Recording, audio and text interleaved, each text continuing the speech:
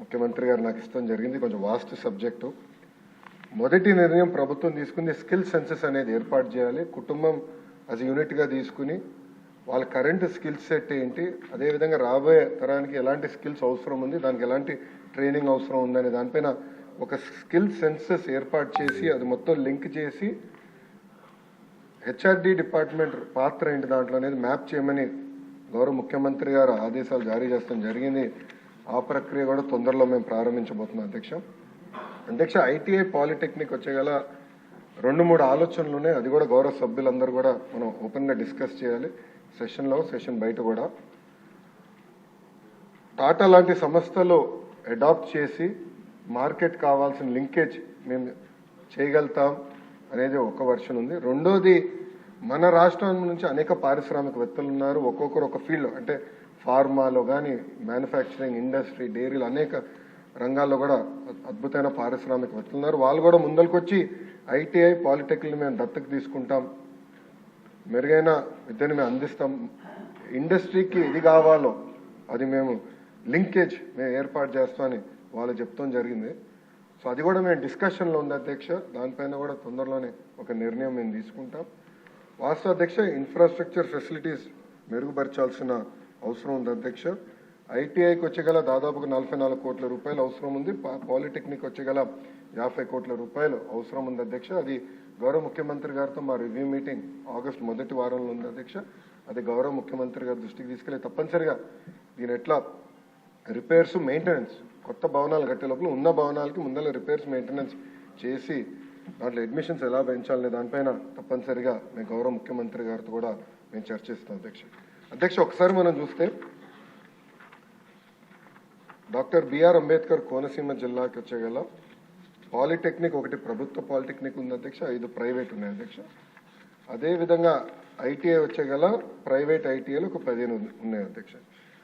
Overall రాష్ట్రంలో 88 ప్రభుత్వ పాలిటెక్నిక్లు ఉన్నాయి, 174 ప్రైవేట్ పాలిటెక్నిక్లు ఉన్నాయి అధ్యక్ష. అడ్మిషన్స్ కానీ ఒక్కసారి చూస్తే ప్రభుత్వ పాలిటెక్నిక్లో 61% అధ్యక్ష, ప్రైవేట్లో 40% అధ్యక్ష. ఇంకో పక్కన అధ్యక్ష మీరు చూస్తే పాలిటెక్నిక్స్కి వచ్చేగల తెలుగుదేశం పార్టీ అధికారంలో ఉన్న రోజులు మినిమం 80% ఉండేది అడ్మిషన్స్. 2015-16 94%కి వెళ్ళింది అధ్యక్ష. కానీ అంటే వైకాపా పార్టీ అధికారంలోకి వచ్చిన తర్వాత 81% అడ్మిషన్స్ మేము ఇన్స్టిట్యూషన్స్ అందజేస్తే అది క్రమీపంగా తగ్గుతూ వచ్చి ఒక సంవత్సరం అయితే కేవలం 59% అడ్మిషన్స్ జరిగిన విషయం అధ్యక్ష. అంటే ఈ ప్రభుత్వం పాలిటెక్నిక్ని ఎలా నిర్వీర్యం చేసిన దానికి ఇదొక ఉదాహరణ అధ్యక్ష.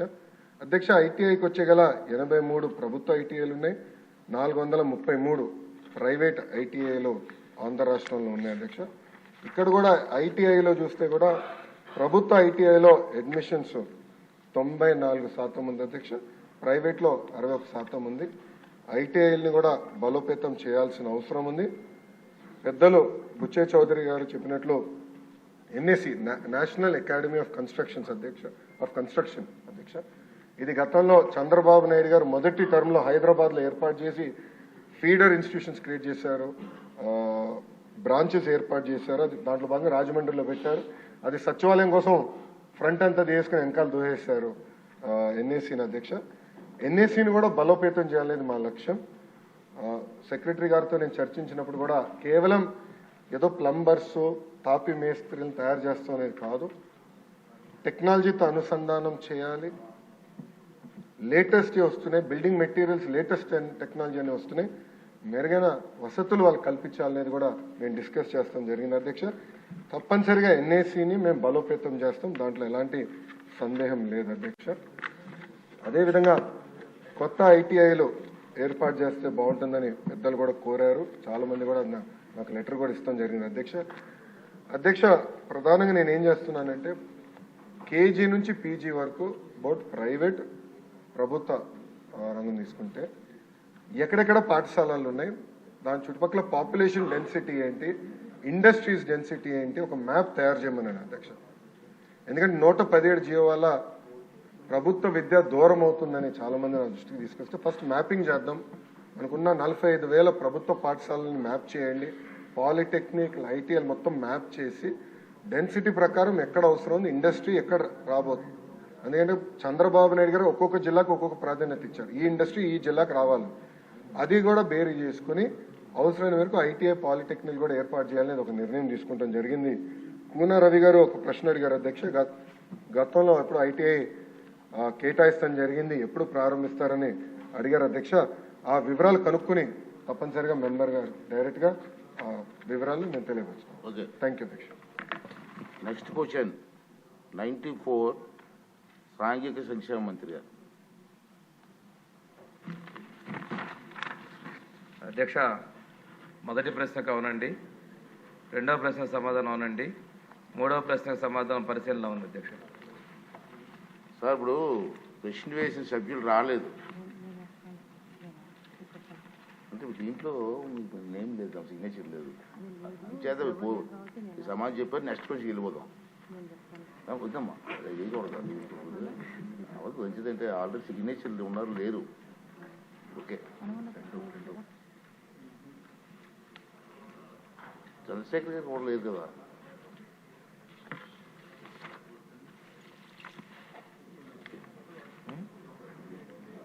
ఎందుకు వాళ్ళని మనకెందుకు?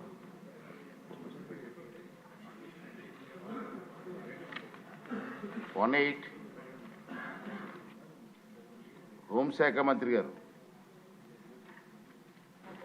ధన్యవాదాలు అధ్యక్ష. మొదటి ప్రశ్నకి అవునండి, కొన్ని శాంతి భద్రతలు, బందోబస్తు డ్యూటీల్లో రేంజ్ విఆర్ పోలీస్ ఇన్స్పెక్టర్ల సేవలను వారి నెలవారీ వేతనాలు, భత్యాలను చెల్లించకుండా వినియోగించబడుతున్నది. అదేవిధంగా సెకండ్ క్వశ్చన్ అధ్యక్ష, ఖాళీలు ఏర్పడిన వెంటనే జిల్లాలో రేంజ్ విఆర్ పోలీస్ ఇన్స్పెక్టర్లు నియమించడం అవుతుంది, లేదా వాళ్ళ ఆప్షనల్ అనుమైన విధంగా డిప్యుటేషన్ విభాగాలు నియమించబడుతుంది అధ్యక్ష. పోస్టింగ్స్ ఇచ్చిన వెంటనే వెయిటింగ్ వ్యవధిని క్రమబద్ధీకరించి వేతనాలు పొందడం అవుతుంది. కావున వెయిటింగ్ వ్యవధిలో ఇన్స్పెక్టర్లు ఇబ్బందులు ఎదుర్కొంటున్న విషయం వాస్తవమే.